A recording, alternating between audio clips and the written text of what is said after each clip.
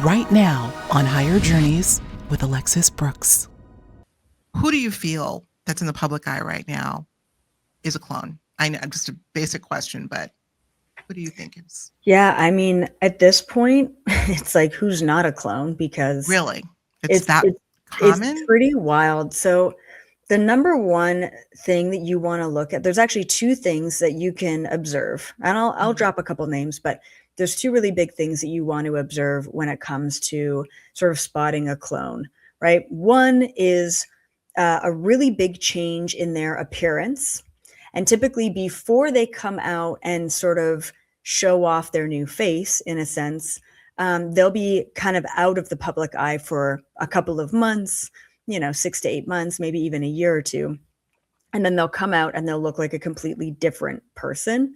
And typically now we would sort of just basically label these people as like, oh, well, you kind of got some plastic surgery, or, your plastic surgeon kind of botched you or whatever, which is all just a cover up. And then the next big thing is after the person sort of goes away for a while, comes back, looks differently, they will end up um, involved in a really big role. Essentially, they'll get more involved or land a couple of roles, or go on a world tour or what have you. They'll be utilized. And sometimes this individual will also start saying things like totally out of left field. Like maybe, before they disappeared, they were super right wing, and then they disappear, they come back, they look different, and then they're saying all of this left wing type of stuff, or they're supporting alternative views that they did not support before. So there's just some things to think about and look at. Zac Efron is a good example of this. Miley Cyrus is a good example of this. Jim Carrey, was like the really big one that everyone started talking about, Yeah. that they sort of took out and replaced. And not all clones have to look so completely different. But it's almost like they want to cover up the fact that there are these like slight differences.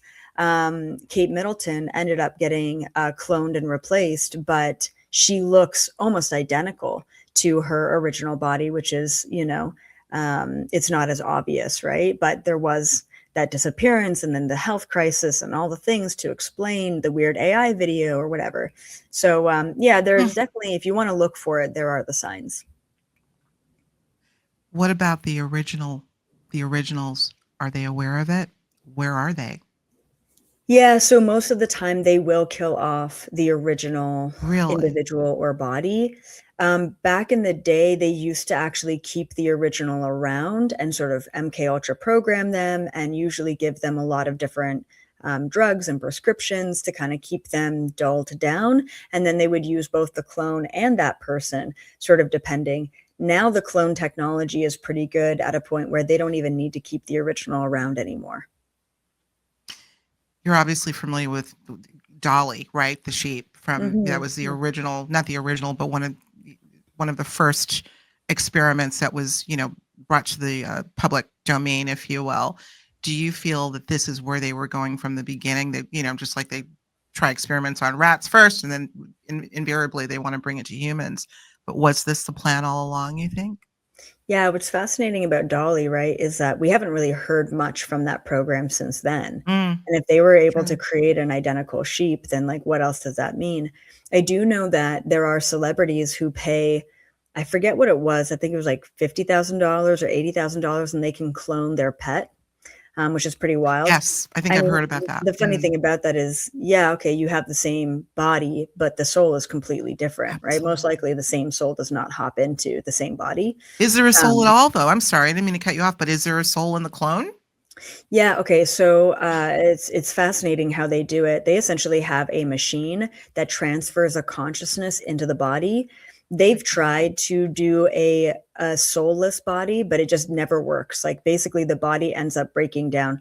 The soul or the consciousness is the life force. It is the fuel. It is the connection to light, and energy. And if there is a biological body that does not have the connection to source or light, it'll break down really quickly. So they will essentially transfer over a soul, a random soul, kind of random, into that body, and then they'll program that soul with the same mannerisms, with the same language, with the same memories as the original.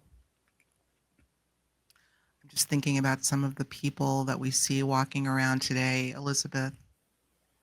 And I think this question has come up to you before. We have all these, new terms, non-player characters, soulless people. Dolores Cannon called them background or backdrop people, which the inference is that there are normal lay people walking around, perhaps soulless. Give us your perspective on that. I know I've heard what you've said, but let's talk about the average person. Could we be, in the grocery store with clones? Yeah, for sure. So typically, the average person is not a clone, and the reason why is because it does still cost millions of dollars to produce a clone, and different DNA, and you have to sort of sign over rights to do that. So no, you have to be kind of a high-ranking Illuminati member with a lot of influence in order to be replaced in that manner. So no, we don't usually have clones just sort of walking around, not yet anyway. But there was this sort of trending hashtag NPC, which stands for non-player character. And this comes from the video game acronym or verbiage. And essentially a non-player character is someone who sort of plays the game, but does not have a user who is playing the character, right? So there's no real consciousness in the body. It is just, a background person, right? Someone who's just sort of in the mix, but they're not really participating consciously. And so I ended up looking into this not too long ago, actually. And I was like, what's going on here? Because it resonates, but it doesn't resonate. There's something that I feel like people are missing with this concept of NPCs. And so what I concluded and what I was able to gather as a remote viewer is that essentially there are individuals walking around this planet who have the majority of their soul, okay, I call them soul fractals, in a different timeline. Okay, so there's talk about quantum mechanics. There's an infinite number of different timelines, which are just probabilities. There's a timeline where I'm wearing something different. Maybe that's a 33% probability or a 10% probability that I was wearing something different. But in quantum mechanics, that probability, that timeline that I'm talking about this right here, right now, these very words, but I'm just wearing something different, or my hair looks different, or I chose different jewelry. All of those timelines and probabilities are simultaneously existing right now. So at the NPC, their soul is existing in an alternative probability. So what we see in this timeline that we're existing in is just a fraction of who they are. Maybe only 10% of their soul is existing. Therefore, the majority of the time, they are existing and making choices and thinking on autopilot. So when we're looking at this person, we're like, you're not really thinking for yourself here. You're just sort of conformed to what everyone wants you to think and believe and behave. And it just feels like they're not exactly conscious, or they're not exactly present. It doesn't mean that they don't have a soul. They kind of have to have a soul, but not the majority of their soul is existing in an alternative timeline that the majority of your soul is not currently existing. That makes perfect sense to me. I mean, when you speak to the quantum entanglement aspect of it, I mean, it's postulated that all of us are constantly traversing different timelines, and certainly it's not our, physical body necessarily. And then you can maybe argue there's the etheric double that may go into another timeline. I mean, it's a constant dance, right? It's a constant entanglement. And I too resonate with the simultaneous time idea. Have for many, many years. It just made sense to me for whatever reason. So the way you're explaining it, I think it's quite unique. I hadn't heard it quite explained that way before, that we're living in a fractal holographic universe after all, right? Yep. So that makes perfect sense. Are you familiar with Dolores, the late Dolores Cannon's backdrop? Is it backdrop or background or backdrop people? That was kind of a big thing. Even after she passed, that conversation kind of sparked interest in with a lot of people. Individuals No, I'm not familiar with her. Okay. Her Well, work. essentially, I guess it would be sort of, our new iteration would be NPC, people that seem vacant. essentially. Yeah. And particularly in public places, you might see them in a grocery store, an airport, or maybe in a casino in Mm-hmm. Las Vegas. And there's just something very vacant about them. Mm-hmm. And, none of us can fully know mechanistically how it's working, but it certainly seems that there are more, let's just say, vacant people Yeah. walking around right now. Could it be that certain things that have happened in the last, half a dozen or so years have rendered more of these people in that state where they're fragmented Mm. and their soul is in another timeline? What do you think? Well, I mean, I believe that we've kind of split into two main timelines or two main collective probabilities right now. Mhm. And we ask ourselves, how is a timeline even created? It's created through your focus. Yeah. So when we have, 90% of the population all focused on one timeline, which is like World War III, or, the government has the power or whatever, then we're consciously creating that reality. We're consciously giving our power away if that's what we believe. Right now, we've got this turn of events where we have, 60-40.